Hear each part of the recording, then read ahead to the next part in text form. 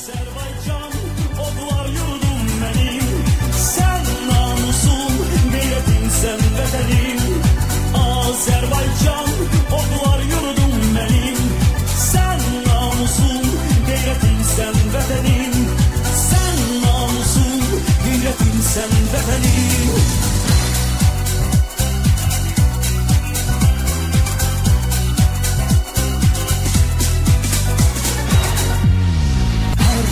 Karış torpaq nurlu ocaq, igid oğul vətəni qoruyar.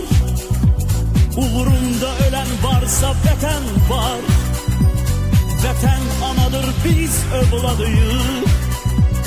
Vətənə layiq olsaq var olar, çünki biz bu vətənin adıyıq. Azerbaycan odlar yurdum benim, sen namusum, gayretin sen bedenim. Azerbaycan odlar